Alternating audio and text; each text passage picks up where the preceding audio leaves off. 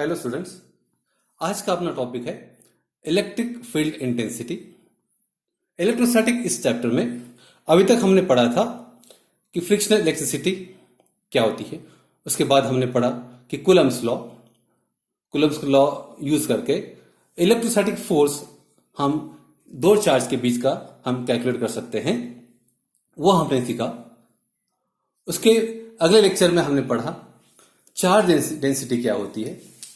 Charge density, मान लो कोई thin conductor हो मेटल का, या कोई एक सरफेस हो, या कोई एक वॉल्यूम ऑब्जेक्ट हो, तो उस केस में हमने चार्ज डेंसिटी कैलकुलेट की, जिसे हमने लैम्बडा, सिग्मा, रो ये नाम दिया है। तो lambda equal to q upon L, और sigma equal to q upon A, और rho equal to q upon volume. तो this way we can calculate the charge density. और आज हम देखेंगे what is mean by electric field in case of electrostatic charges, और what is mean by electric field intensity. Electrostatic ये chapter थोड़ा पढ़ने में दिक्कत जाती है, इसलिए हर लेक्चर में मैं थोड़ा पीछे जाता हूं, थोड़ा पीछे जो मैंने पढ़ाया वो मैं बताता हूं, ताकि आपको एक लिंक लगे। कहीं ऐसा ना हो कि कुछ नया नया हम पढ़ रहे हैं। मैं फिर से आपको बता दूं कि इलेक्ट्रोस्टैटिक इस चैप्टर में हमें forces, electrostatic forces, electric field और इलेक्ट्रिक पोटेंशियल, यही पढ़ना है। ये तो सिलेबस एक्चुअली 11th का है, और इसके बाद में आपको 12th के चैप्टर में बाकी भी टॉपिक्स ऐड होंगे। तो ये कुल मिला के एक इलेक्ट्रोस्टैटिक चैप्टर आपका पूरा होगा। तो स्टूडेंट्स, आज हम देखेंगे इलेक्ट्रिक फील्ड क्या होती है। मैं आपको बता दूं कि ये इलेक्ट्रिक फील्ड की जो बात कर रहे हैं हम, ये इलेक्ट्रिक फील्ड जो है ये इलेक्ट्रोस्टैटिक चार्ज की बात कर रहे हैं। एक पॉइंट चार्ज जब कोई सरफेस पे डिपॉजिट या सरफेस पे आपका होता है, तो उसके कारण जो फील्ड निर्माण होती है, उसकी हम बात करेंगे आज। कूलम्स लॉ में हमने देखा था कि Q1 और Q2 ये दो चार्जेस होते हैं। यहां पर मैंने इसको ना प्लस किया ना माइनस किया। आपको पता है कि जब ये दोनों चार्जेस प्लस होंगे तो एक दूसरे को रिपेल करेंगे, और ये दोनों चार्जेस ऑपोजिट होंगे। मान लो कि ये Q1 प्लस होगा और Q2 माइनस होगा, ऐसे कुछ होगा, तो वो एक दूसरे को अट्रैक्ट करेंगे। ये क्यों? क्योंकि आपको पता है कि हर एक चार्ज एक फोर्स एक्सर्ट करता है, और फोर्स एक अट्रैक्शन का होता है या तो फिर रिपेल का होता है। यहां पर हम देखेंगे कि Q1 और Q2 चार्जेस जो है, इसमें एक डिस्टेंस है जो हम R से डिनोट किया है, और कूलम्स लॉ का लिमिटेशन हमें पता है कि R यदि एक्सट्रीम डिस्टेंस हो, R का डिस्टेंस मान लो कुछ किलोमीटर में जा रहा है आपका, तो आपको पता है कि उसका कोई इन्फ्लुएंस होगा ही नहीं एक दूसरे पे। No charge will exert any force on other charge. और हमने ये भी देखा कि यदि R का डिस्टेंस बहुत कम हो, मान लो कि the radius is less than the 10⁻⁻15, तो तब भी आपका कूलम्स लॉ इस पे एक्ट नहीं होता है। लेकिन यहां हम ये समझेंगे कि ये दोनों चार्जेस एक रेंज में है। तो जब तक ये चार्जेस Q1 के पास में Q2 होगा, तो there will be force between them, Q1 और Q2 के बीच में। लेकिन मान लो कि ये जो चार्ज है Q2 मैंने दूर लेकर गया, काफी दूर लेकर गया, तो एक ऐसा समय आएगा कि उस पर Q1 का कोई इन्फ्लुएंस नहीं रहेगा।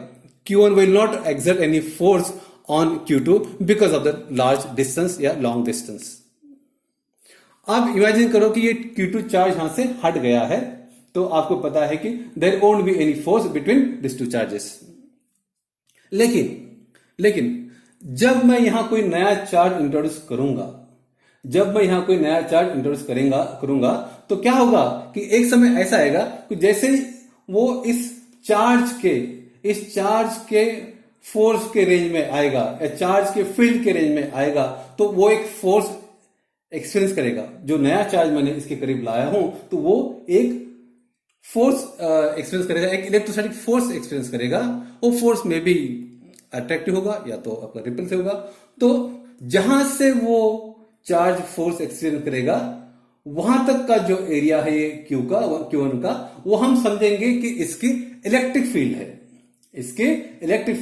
ये चार्ज पॉइंट चार्ज तो सरफेस पे है, तो वो अपने इर्द गिर्द, अपने आसपास में एक फील्ड तैयार करता है। उस फील्ड को ही हम इलेक्ट्रिक फील्ड कहते हैं। उस फील्ड को हम इलेक्ट्रिक फील्ड हम कहते हैं।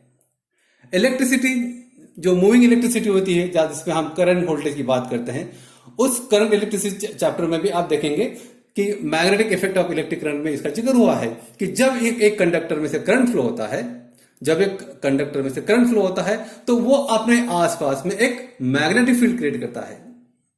तो जैसे आप मूविंग इलेक्ट्रिसिटी, मूविंग करंट में आप मैग्नेटिक फील्ड की बात करते हैं, तो यहां पर भी जो इलेक्ट्रोस्टैटिक चार्ज, पॉइंट चार्ज है, इसके आसपास में एक फील्ड तैयार होती है। उस फील्ड को ही हम क्या कहते हैं? इलेक्ट्रिक फील्ड कहते हैं। तो ये जो फील्ड होती है आपके चार्ज के आसपास, ये फील्ड आपकी यूनिफॉर्म भी हो सकती है या नॉन यूनिफॉर्म भी हो सकती है। इसका भी हमने इसके पहले डिस्कशन किया था, जिक्र किया था। यूनिफॉर्म हो तो क्या होगा? यदि ये फील्ड यूनिफॉर्म हो तो इसके आसपास का जो फोर्स होगा वो भी आपका हर जगह सेम होगा, हर डायरेक्शन में सेम होगा, तो हम उसे कहेंगे कि यूनिफॉर्म है। लेकिन यदि आपका यहां पे जो लगने वाला फोर्स है, इलेक्ट्रोस्टैटिक फोर्स, वो यदि आपका हर जगह डिफरेंट होगा, उसका डायरेक्शन डिफरेंट होगा, तो हम कहेंगे कि वो जो इलेक्ट्रिक फील्ड है वो नॉन यूनिफॉर्म है, यूनिफॉर्म नहीं है। तो स्टूडेंट्स, अभी तो हमने बात किया कि कोई नया चार्ज, ये चार्ज को मैंने हटा दिया और नया चार्ज इंट्रोड्यूस किया, तो यहां पे वो एक फील्ड एक्सपीरियंस करेगा और नया चार्ज एक फील्ड एक्सपीरियंस करेगा। तो फील्ड, ये इलेक्ट्रिक फील्ड इंटेंसिटी क्या होती है? इलेक्ट्रिक फील्ड इंटेंसिटी क्या होती है? आपको पता है इंटेंसिटी मतलब क्या है? आप नॉर्मल आप यूज करते हो इंटेंसिटी मतलब क्या? उसमें कितना पावर है, कितना जोर है, इसको आप कहेंगे इंटेंसिटी कहेंगे। तो जब ये यहां नया चार्ज जब यहां आएगा, जो नया चार्ज जो हम सैंपल चार्ज डाल रहे हैं यहां पे, ये सोर्स चार्ज पकड़ेंगे और नया टेस्ट चार्ज पकड़ेंगे। तो जब टेस्ट चार्ज यहां आएगा तो वो एक फोर्स एक्सपीरियंस करेगा।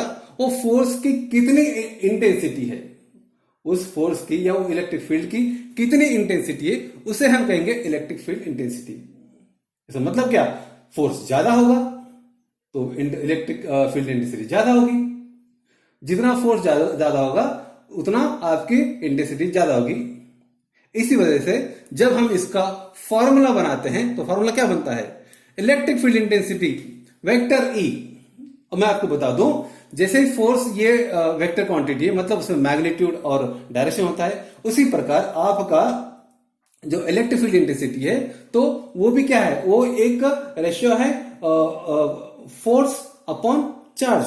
फोर्स ये वेक्टर क्वांटिटी है, तो हमको ये जो इलेक्ट्रिक फील्ड इंटेंसिटी है ये भी हमको एक वेक्टर क्वांटिटी मिलती है।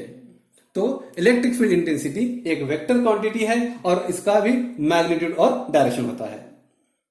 और मैं आपको और एक बात बताऊं, जो डायरेक्शन आपके फोर्स की होती है वही डायरेक्शन आपके इलेक्ट्रिक फील्ड इंटेंसिटी की होती है। अब यहां पे आपने देखा equation, it is a force per unit charge, यानी कि vector E equal to vector F upon Q. तो इसका मतलब क्या होगा? आप वेक्टर एफ यानी फोर्स इक्वल टू आप क्या लिख सकते हैं कि electric field intensity into charge.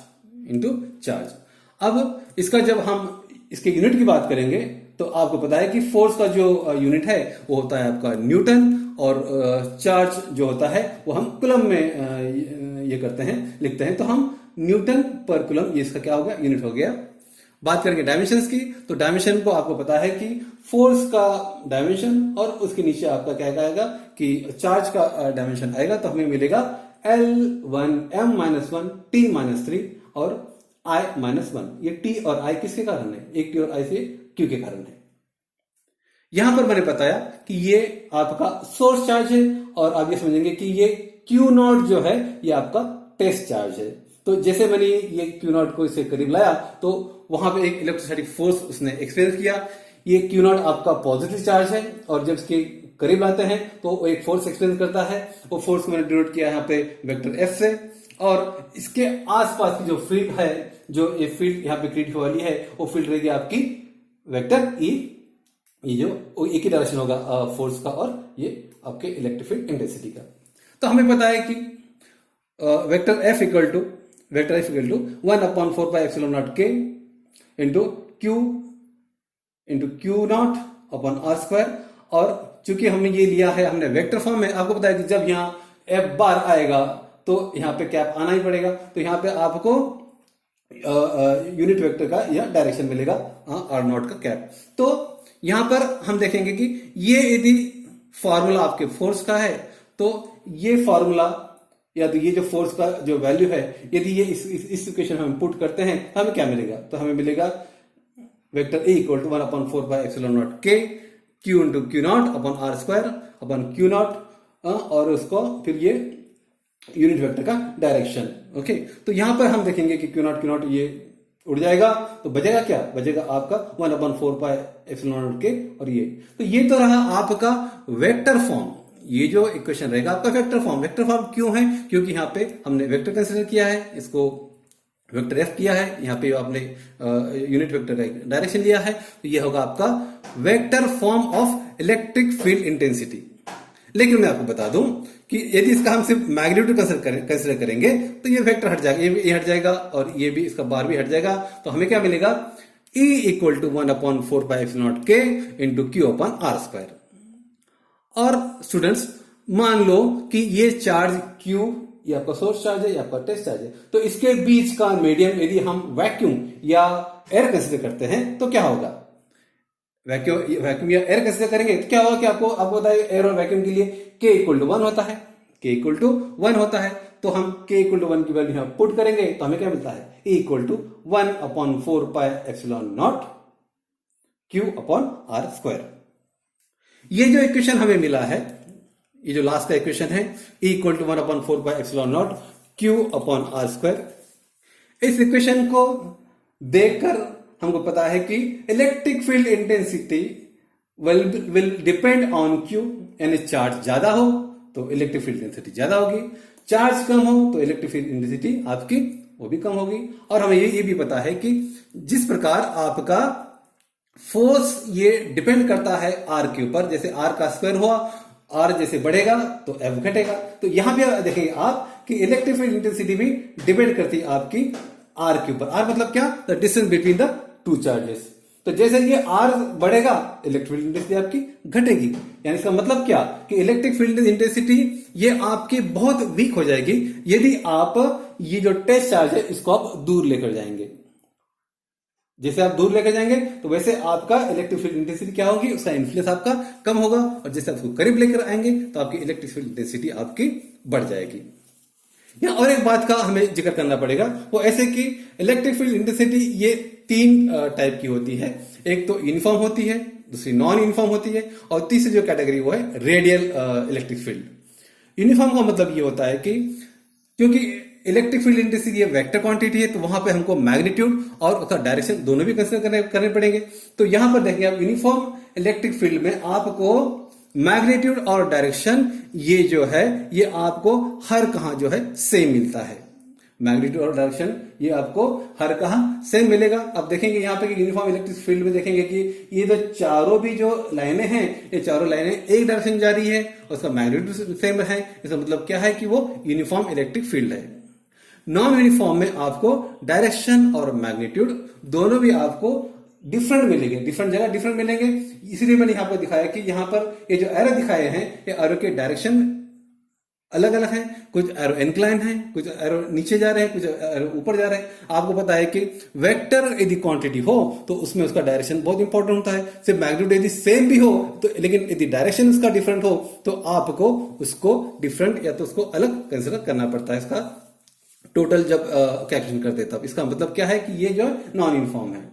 और तीसरा जो टाइप है वो है रेडियल। रेडियल मतलब कि यहां पे एक पॉजिटिव चार्ज है और ये पॉजिटिव चार्ज, और इसके देखेंगे आपकी इसके चारों तरफ आपको इलेक्ट्रिक फील्ड इंटेंसिटी बताई गई है यहाँ पे।